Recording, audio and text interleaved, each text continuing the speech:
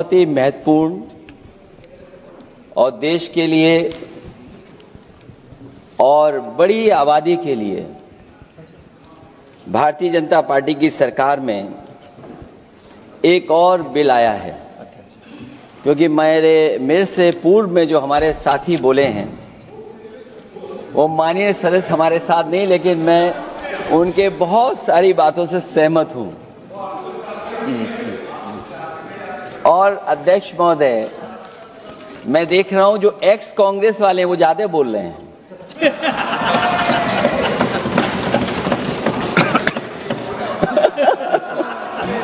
आदरणीय अध्यक्ष महोदय,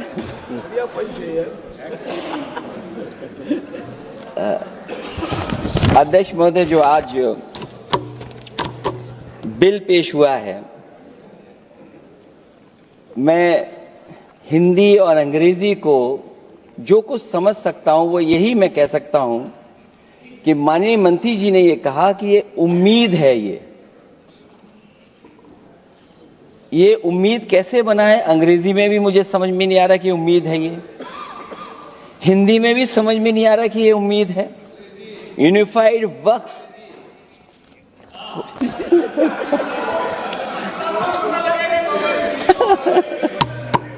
अध्यक्ष महोदय, यूनिफाइड वक्फ मैनेजमेंट,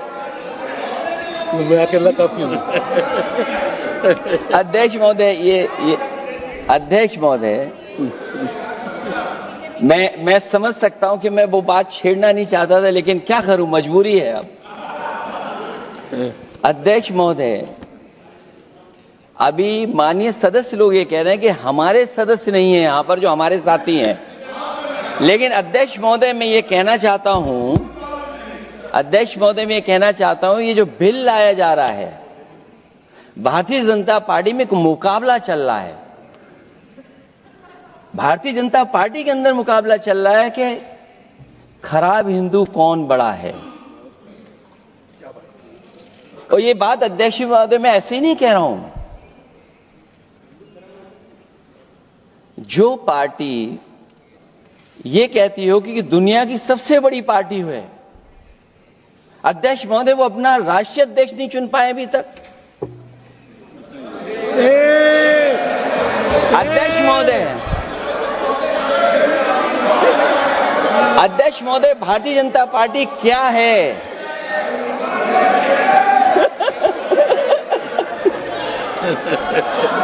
जी, मैं अखिलेश जी ने बहुत हंसते हंसते कहा है, इसको हंसते हंसते जवाब देना। इस सामने जितनी पार्टियां हैं उनका राष्ट्रीय अध्यक्ष उन 5 लोगों को ही चुनना है परिवार के। हमें माननीय अध्यक्ष जी करोड़ों सदस्यों में से 12-13 करोड़ सदस्य प्रक्रिया कर कर चुनना है तो देर लगती है। आपके यहां जरा भी देर नहीं लगेगी। मैं कह देता हूं अभी 25 साल तक आप अध्यक्ष हो जाओ, नहीं बदल सकता। अध्यक्ष महोदय, क्योंकि जो बात निकल के आई है वो मैं फिर आगे बढ़ा दूं। अध्यक्ष महोदय, जो बात सोशल मीडिया या और जगह गुपचुप हो रही है, कहीं ऐसा तो नहीं था कि अभी कुछ दिन पहले यात्रा जो हुई है वो कहीं 75 वर्ष की एक्सटेंशन वाली यात्रा तो नहीं थी।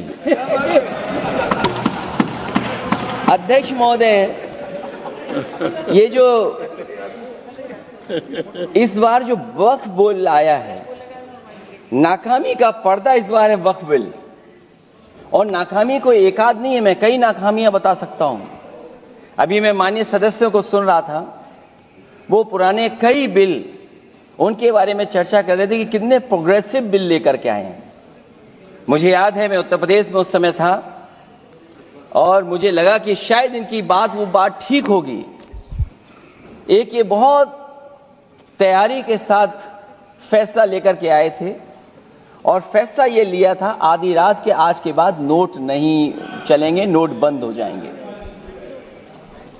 अध्यक्ष महोदय, उस नोटबंदी नाकामी के बारे में भी तो चर्चा हो जाए कि अभी भी न जाने कितनी जगह पर कितना रुपया निकला जा रहा है, कितना निकल करके आ रहा है। केवल नाकामी नोटबंदी की नहीं, नाकामी बेरोजगारी की भी है, नाकामी महंगाई की भी है, नाकामी किसान की आय दोगुनी नहीं कर पाए वो भी इनकी नाकामी है। मुझे याद है एक माननीय मंत्री जी पूरे देश की नदियों के बारे में बीओडी बता रहे थे, लेकिन माननीय मंत्री जी ये भूल गए कि उनके शहर में, उनके क्षेत्र की जो नदी है उसकी बीओडी क्या है। गंगा क्या साफ हो गई, यमुना क्या साफ हो गई, स्मार्ट सिटी क्या बन गई, क्या गोद लिए हुए गांव इन्होंने गोद से उतार दिए, उनकी क्या दुर्दशा है। इसलिए मैं कहना चाहता हूं, ये नाकामी का पर्दा इस बार वक्फ बिल बना है। और सबसे बड़ी बात तो यह है कि जिसके लिए फैसला होना है उसकी बात को अहमियत न देना भी नाइंसाफी है। अध्यक्ष महोदय, नाकामी केवल यहां तक नहीं है। और भारतीय जनता पार्टी क्या है, मैं केवल एक पुरानी घटना याद करता हूं। एक बार फैजाबाद अयोध्या में एक कार्यक्रम था, उसमें बड़ी तैयारी की गई थी और तैयारी के साथ कलाकार बंबई से बुलाए गए थे। हो सकता है वो सहमति दिल्ली से ना रही हो, केवल लखनऊ की सहमति से हो रहा हो कार्यक्रम। और जब कार्यक्रम की पूरी तैयारी हो गई, भगवान श्री राम बनकर के कोई आ गया, लक्ष्मण बनकर के कोई आ गया, मां सीता भी बनकर के कोई आ गया, हनुमान जी, और भगवान हनुमान भी बनकर के कोई आ गया। लेकिन जब लखनऊ से वो हेलीकॉप्टर उड़ा और अयोध्या पहुंचा तो सब लोग थे, लेकिन उसमें हनुमान नहीं थे। अध्यक्ष महोदय, मैं भारतीय जनता पार्टी के लोगों से कहूंगा कि जानकारी करिए कि आखिरकार भगवान श्री राम थे, लक्ष्मण थे, सीता थी, लेकिन हनुमान क्यों नहीं थे? हनुमान इसलिए नहीं थे, शायद उनकी जात या धर्म कुछ और था। अध्यक्ष महोदय, ये देश मिली जुली संस्कृति से चला है। कुछ हमने सीखा, कुछ उन्होंने सिखाया। और जो लोग ये कहते हैं कि हम सबको बराबरी का हक देते हैं, अभी कुछ दिन पहले ईद निकली है। अध्यक्ष महोदय, वो परंपरा रही है, न केवल मैं जाता हूं बल्कि कोई दल का नेता ऐसा नहीं न जाता हो उस कार्यक्रम में शामिल होने। भारतीय जनता पार्टी के जो मुख्यमंत्री, उप मुख्यमंत्री, वो भी जाते हैं, उप मुख्यमंत्री, सभी धर्मों के नेता आते हैं। लेकिन पता नहीं इस बार क्या साजिश थी, षड्यंत्र था कि वहां पर कुछ पाबंदी लगी हुई थी। अगर किसी कारण पाबंदी लगी हुई थी तो बात समझ में आती है, लेकिन जब जानकारी हुई है, किसी को नहीं पता था कि पाबंदी क्यों लगी है कि आप नहीं जा सकते वहां पर कार्यक्रम में शामिल होने। क्या यही भारत है, यही संविधान हमें रास्ता दिखाता है? अध्यक्ष महोदय, मंत्री जी बताएं हमें, वो खुद भी माइनॉरिटी हैं, भगवान बुद्ध के रास्ते पे चलते हैं। भगवान बुद्ध का रास्ता दूसरा है। हम आपको अपना मानते हैं तब भी जब आप हमारे बहुत सारे ग्रंथों को नहीं मानते, तब भी हम आपको अपना मानते हैं। आप हमारे पुराणों को नहीं मानते हैं, आप हमारे उपनिषदों को नहीं मानते हैं। लेकिन सोचिए, हम हिंदू वो लोग हैं जो आपको स्वीकार करते हैं और गले लगा करके चलते हैं। अब मैं दूसरे धर्म पे नहीं जाऊंगा, कोई नाराज हो सकता है। मैं दूसरे धर्म के बारे में नहीं जा सकता, मैं केवल यही बताता हूं। और मैं उत्तर प्रदेश में, अध्यक्ष जी, जहां से आता हूं, मैं अपमान नहीं कर रहा हूं, मैं सच बोल रहा हूं। और ये बिहार के चुनाव में जो आप कह रहे हैं कि महिलाओं को 2 मेंबर बना दिया, इस बार मैं भी देखूंगा आगे भारतीय जनता पार्टी कितनी महिला लोगों को टिकट देंगे वहां पर।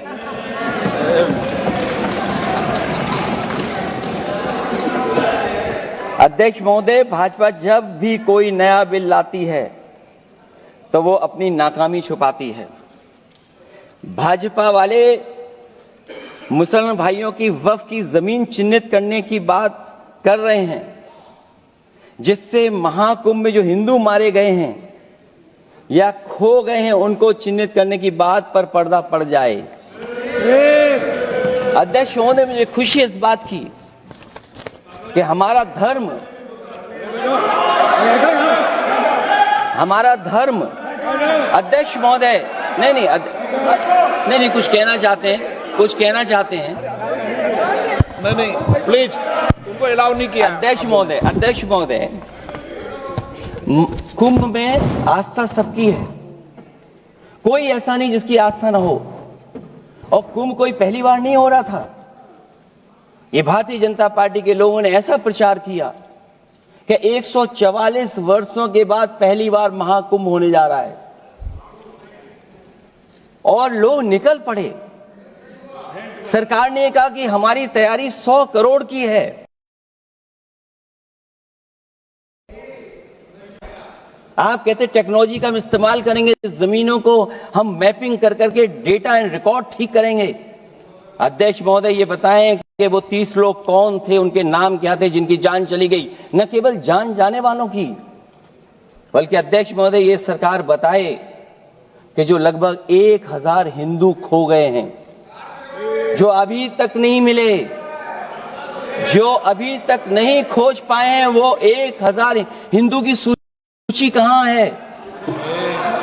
और फिर धर्म कारोबार की बात है, जो ये लोग गोली। अध्यक्ष महोदय, मैं कार सेवक वाली बात इसलिए नहीं छेड़ना चाहता हूं। अध्यक्ष महोदय, ये शायद माननीय सदस्य जानते नहीं कुछ सच्चाई नहीं जानते। अध्यक्ष महोदय, ये संविधान की वजह से, संविधान को बचाने के लिए, हिंदू एकता को बचाने के लिए कुछ फैसले लिए गए, लेकिन एफआईआर हम लोगों पे नहीं लिखी गई थी। एफआईआर उन पे लिखी गई थी जो बेचारे तैयार हो गए थे सुबह, लेकिन पता नहीं कहां से फोन आया था, कहा था कि अब तैयार तो हो गए हो, लेकिन आप शिलान्यास में नहीं आ सकते। बहुत सही। इसलिए बात को इधर से उधर नहीं में ले जाना चाहता। अखिलेश जी, जरा वक्त पे भी आ जाओ। अच्छा, वक्त पे आ रहा हूं। नहीं, वक्त पे अध्यक्ष इसलिए आ रहा हूं क्योंकि वक्त समझने के लिए भारतीय जनता पार्टी की सोच क्या है। और ये अध्यक्ष महोदय जब ये कह रहे हैं कि इससे कारोबार होगा, अध्यक्ष महोदय, धर्म की चीजों से कारोबार नहीं हो सकता। हमारे उत्तर प्रदेश के मुख्यमंत्री जी ने भी कहा कि कारोबार होगा। वो 30 की गिनती में उलझे हुए हैं, जैसे 30 मार खाए वो। उनसे पूछा कि जान कितनी गई, वो 30। उनसे पूछा कि कारोबार कितने का होगा, 30 गुणा 10,000 करोड़। सोचिए, कुंभ हमारा क्या कारोबार की जगह है? और फिर उसका कौन नापेगा, कैसे नालाएगा? और फिर हमारे माननीय मंत्री जी कह रहे हैं कि जमीन, चाहे वो रेलवे की हो, चाहे वो डिफेंस की हो, वो भारत की जमीन है। मैं भी स्वीकार करता हूं कि रेलवे की जमीन भी भारत की है, डिफेंस की भी जमीन भारत की है। क्या डिफेंस की जमीन नहीं बेची जा रही मंत्री जी? अध्यक्ष महोदय, क्या रेलवे की जमीनें नहीं बेची जा रही हैं? अध्यक्ष महोदय, केवल यहां तक नहीं, कितना हस्तक्षेप होता है। वक्फ भी भारत के, इसीलिए तो कहीं ना कहीं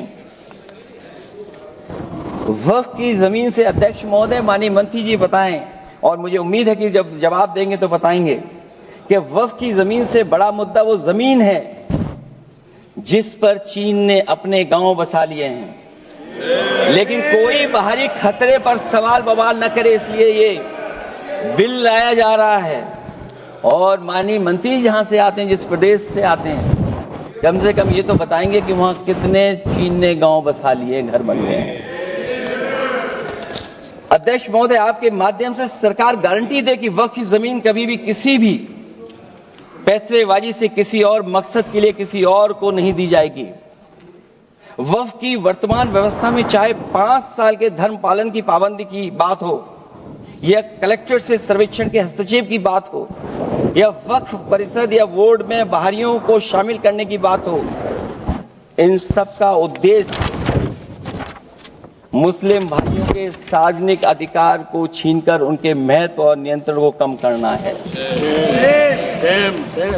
ट्रिब्यूनल के निर्णय को अंतिम न मानकर उच्च न्यायालय में लेकर जाने की अनुमति देना दरअसल जमीनी विवाद को लंबी न्यायिक प्रक्रिया में फंसाकर वक्फ भूमि पर कब्जों को बनाए रखने का रास्ता खोलेगा। सबसे बड़ी बात यह कि वक्फ बिल के पीछे की न तो नीति सही है न नीयत, ये देश के करोड़ों लोगों से उनके घर दुकान छीनने की भी साजिश है। भाजपा एक अलोकतांत्रिक पार्टी है, वो असहमति को अपनी शक्ति मानती है। जब देश के अधिकांश राजनीतिक दल वक्फ बिल के खिलाफ हैं, तो उसे लाने की जरूरत क्या है जो जिद क्यों कर रहे हैं सरकार। वक्फ बिल का लाना भाजपा की सियासी हट है। वक्फ बिल भाजपा की सांप्रदायिक राजनीति का नया रूप है। वो तो आपको काटेगा, और इसलिए काटेगा कि अध्यक्ष महोदय बाहर ये लिखते हैं सत्यमेव जयते, बाहर है लिखते सत्यमेव जयते, भाजपा अंदर असत्य बात कहते। भाजपा वक्फ बिल लाकर अपने उन समर्थकों का तुष्टीकरण करना चाहती है जो भाजपा की आर्थिक नीति, महंगाई, बेरोजगारी, बेकारी और चौपट अर्थव्यवस्था से उसे छटक गए हैं। क्योंकि अध्यक्ष महोदय, जब से वोट में गिरावट आई है और खासकर उत्तर प्रदेश में भी, तब से भारतीय जनता पार्टी की कोशिश है कि अपना वोट कैसे संभाला जाए। ये वोट को संभालने के लिए बिल लाया गया है। भाजपा का लक्ष्य वक्फ की जमीनों पर है। इन जमीनों का नियंत्रण अपने हाथ में लेकर इन जमीनों को पिछले दरवाजे से अपने लोगों के हाथों में दे देना चाहती है।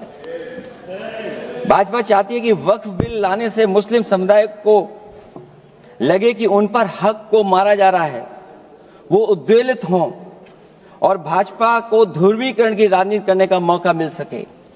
क्योंकि अध्यक्ष महोदय, भाजपा का लक्ष्य यह है कि ध्रुवीकरण हो, क्योंकि वो जानते हैं कि ध्रुवीकरण जितना होगा उससे वो लाभ उठाने में आगे रहेंगे।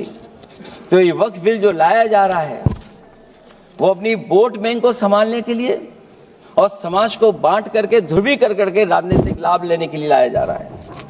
और अगर इसके लिए नहीं लाया होता तो पहले से जो जितने फैसले लिए सरकार ने, क्या उससे देश और प्रदेश में कोई बड़ा बदलाव आ गया है? अगर स्मार्ट सिटी का बात करें तो कितनी स्मार्ट सिटी बन गई है आपकी? आपके नोटबंदी की वजह से न जाने कितना रुपया कहां निकल रहा है। और डर तो ये लगता है कहीं भाजपा वाले दूसरों के पैसा रख करके न पकड़वा दें। वक्फ बिल के आने से पूरी दुनिया में एक गलत संदेश भी जाएगा। इससे देश की सेकुलर इमेज को बहुत धक्का लगेगा। वक्फ बिल भाजपा की नफरत की राजनीति का एक और अध्याय है। मैं अंत में कहना चाहता हूं कि अभी तो आपने साथी संभाल लिए हैं, एक साथी तो मुझे दिखाई नहीं दे रहा है। और हमारे जिनका हमने सम्मान किया, हमें कहां ले गए आप? और हमें यहां छोड़ गए आप, हमें छोड़ गए। हमें देखिए सभापति महोदय देखिए राजनीति क्या है। हमने आपका हाथ पकड़ा और हम यहां आ गए, और आप हमारा हाथ छुड़ा करके वहां चले गए। इसलिए देखिए कब हमारा इनका हाथ मिल जाए। और मैं अध्यक्ष सभापति महोदय ये कहना चाहता हूं कि वक्फ बिल भाजपा के लिए वाटरलू साबित होगा, क्योंकि ऊपर से तो हाँ हाँ कह रहे हैं, लेकिन अंदर ही अंदर बहुत सारे साथी सहमत नहीं है। मैं अंत में इतना ही कहना चाहता हूं कि ये वक्फ बिल जो लेकर के आए, कोई उम्मीद लेकर के नहीं आ रहा है। ये सोची समझी रणनीति का हिस्सा है, क्योंकि इनका जो वोट बिखर गया है, ये मुस्लिम में भी बंटवारा चाहते हैं। मुस्लिम इस्लाम धर्म में कहीं बंटवारा नजर नहीं आता है, लेकिन इनकी कोशिश है कि इस बिल के माध्यम से हम मुस्लिम भाईचारा में भी बंटवारा करते हैं। बंटवारा तो पीडीए करेगा।